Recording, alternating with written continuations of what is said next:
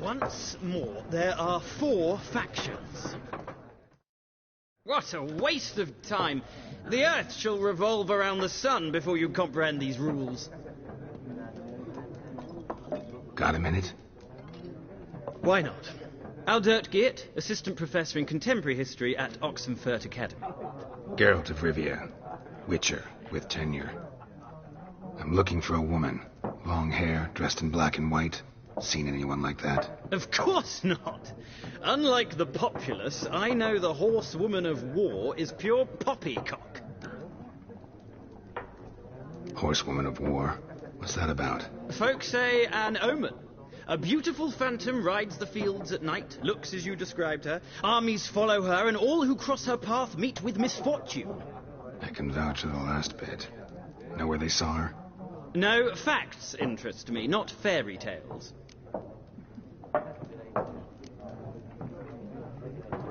Not a place I'd ever expect to find a scholar. Take it you're fleeing the war? Quite the opposite. Chasing it. I'm headed for the front. Tired of life? I seek knowledge, which I value more than life itself. I've a thirst no dusty old tomes can quench. I wish to see the Nilfgaardian invasion with my own eyes, understand it, and record it all in my chronicle, my magnum opus.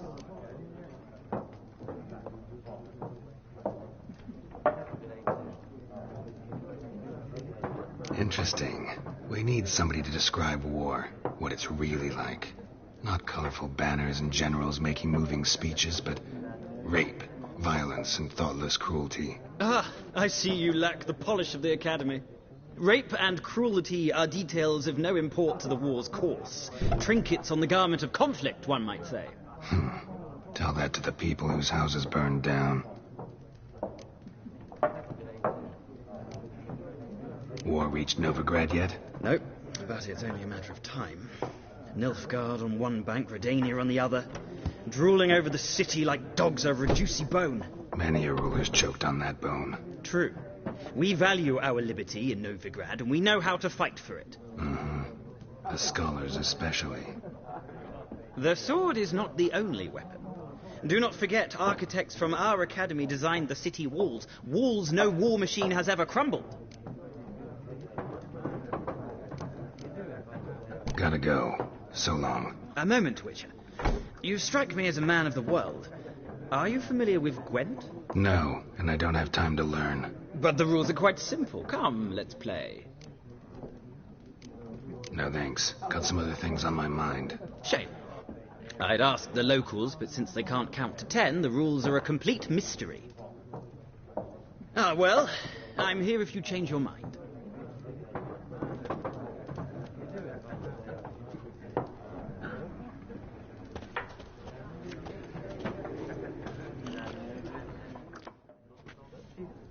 Looking for a woman. Like everyone. Not like everyone. And not just any woman. Mine smells of lilac and gooseberries, dresses in black and white. 2 schnapsies. It'll lift your spirits.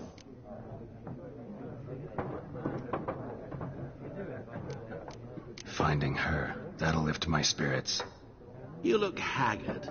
It's just a few drops to improve your mood. A little schnapsies never hurt a soul. Can we cut to the chase? You seen her or not? Yennefer of Vengerberg.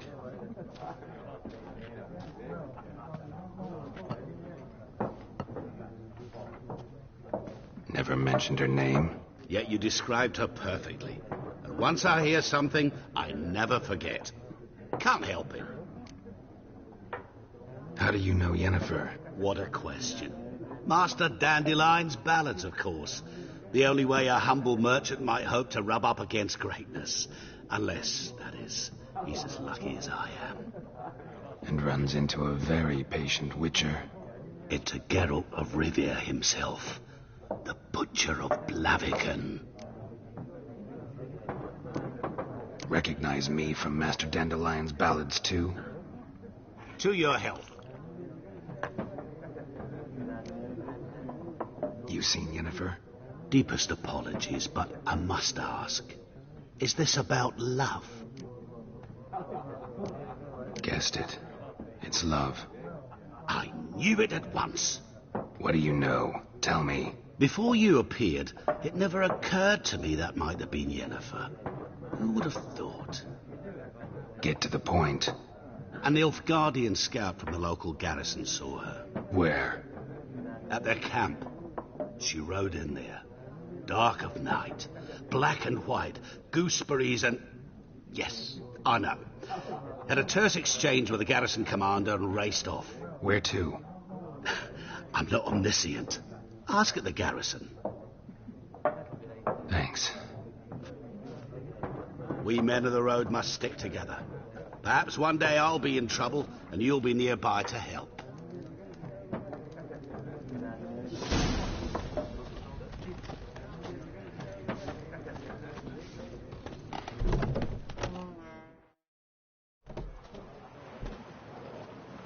Done drinking? Mm-hmm. Then fuck off. Don't want your kind here.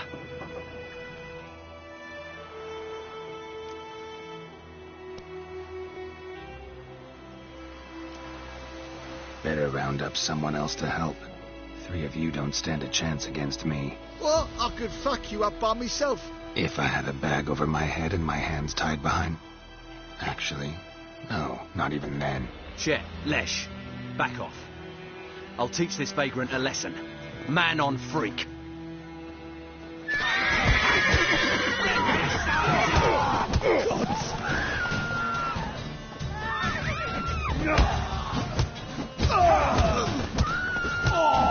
Nice meeting you.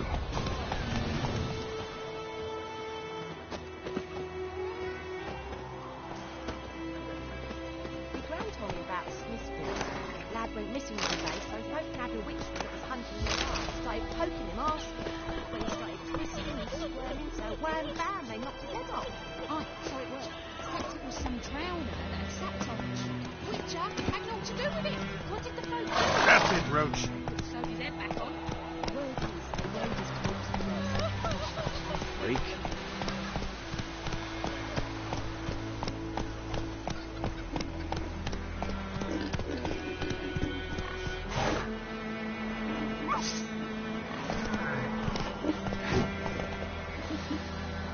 Whoa!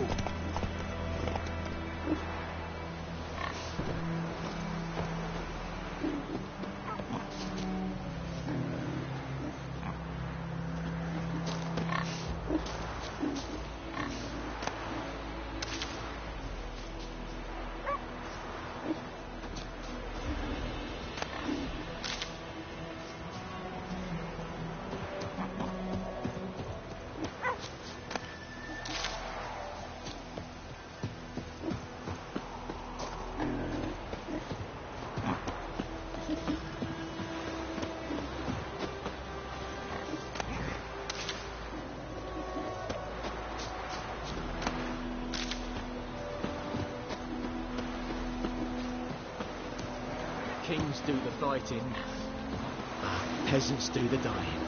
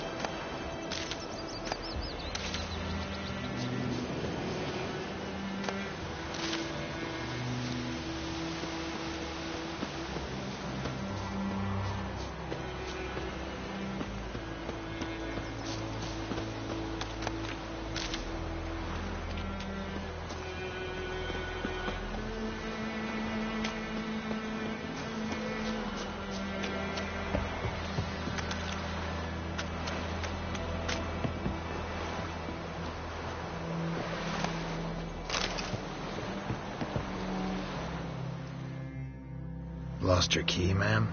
No, not me key. Me pan. It's always sat there empty, this hut. That is, till the night afore the battle.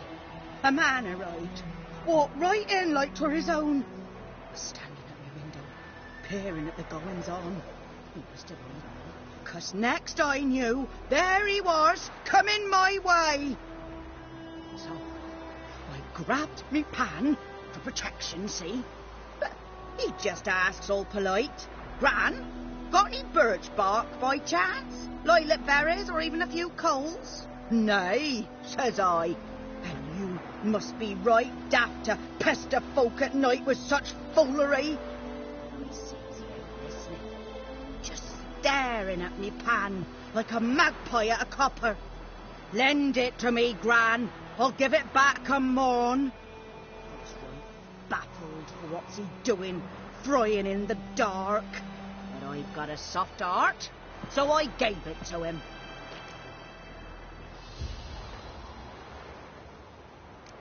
Interesting. What happened then? Afore dawn, another rode up to the hut. But come morn, only the first fella left, locked the door, hopped on his horse, and that were all I saw of him, and me pan. 'Twere old, black with soot, not worth much, I suppose, but I've no other. Will you help me, dearie? Bring an old widower pan. I could never break down that door myself. And in truth, I'm afeard to go in any road. Such a stench wafting out. Methinks the other fellow, well, that he's lying there. Never taken on a pan contract. Fine, I'll go in, look around. You should wait here, just in case.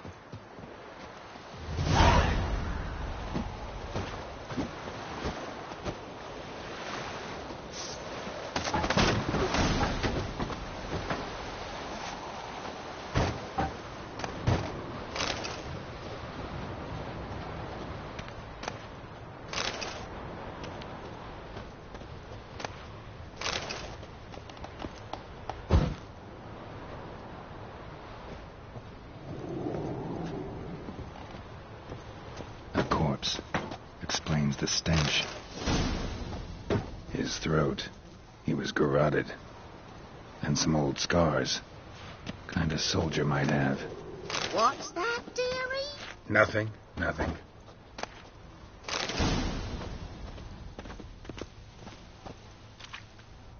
The priceless frying pan. Scrubbed clean. Looks like the mystery man didn't need the pan so much as the soot off it to make ink, write letters. But when I gab to myself, they say I'm going barmy.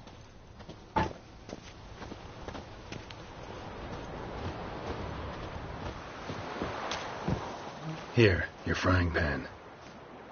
Mine? But mine were black with soot, and I could see myself in this one if I wanted. But them years are past. Soot's just what the gentleman needed. He scraped it off, made ink out of it. And the other fellow? Dead. Round up a few boys and bury him outside the village. Deep, so the necrophages don't dig him up. And take my advice. Don't mention this to the Nilfgaardians. Hang about! You've earned a token of thanks. Here, sonny, for the rope.